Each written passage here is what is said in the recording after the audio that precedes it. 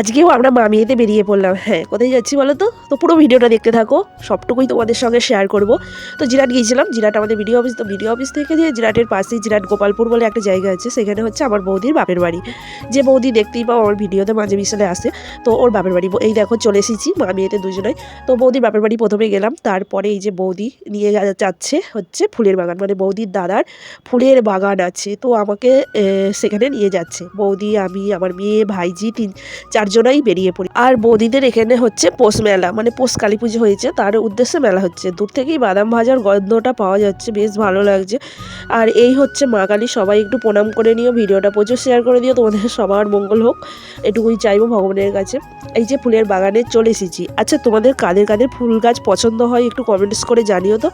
আমার তো পছন্দ হয় বলেই ফুল গাছ আনতে ছুটি, কিন্তু আমার আবার বরের পছন্দ নয়, জানো তো, এইসব ফালতু টাকা খরচ করা একদমই পছন্দ নয়।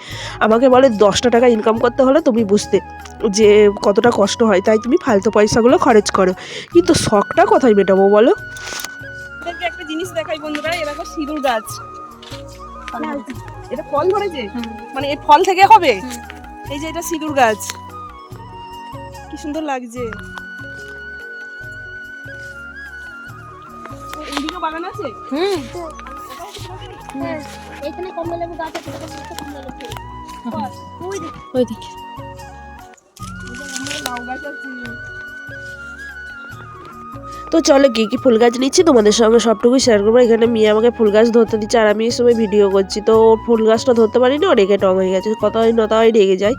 আর আমার গলার ভয়েসটা এমন লাগছে না, গত 1 সপ্তাহ ধরে ভুগছি এই ঠান্ডা লাগা, এটা সেটা নিয়ে প্রচণ্ড পরিমাণ শরীর অসুস্থ, তাই এই রকম অবস্থা। তো বৌদিদের বাগান থেকে চলে এসেছি, বাগান থেকে এসে এই যে ওদের রাস্তার ধারে আর একটা নার্সারি আছে, মানে এখানে বিক্রি করে, আর ওটা হচ্ছে বাগান। তো যেগুলো ওরা নিজেরা চাষ করেছে সেই ফুল গাছগুলো এমনি দিয়েছে, আর যেগুলো কেনা ওরা কিনেছে, তো সেগুলো পয়সা দিয়ে কিনতে হয়েছে অনেকটা পরিমাণ। আমি মানে ফ্রিতে অনেক গাছ ধরো পেয়ে গেছি। আর এখানে বৌদি ভালো করে গাছগুলোকে মুড়িয়ে দিয়েছিল। তারপরে এই যে আমরা চলে এসেছি জিরাট থেকে, জিরাটে টোটো করে এসেছি, টোটো করে এসে জিরাটের স্ট্যান্ডে এখন বসে আছি, অটো করে বাড়ি ফিরবো। তো বাড়ি চলে এসেছি, এই যে গাছগুলো সব মুড়িয়ে দিয়েছিল কাগজ দিয়ে সুন্দর করে, সেগুলোকে খুলে রেখে দিলাম।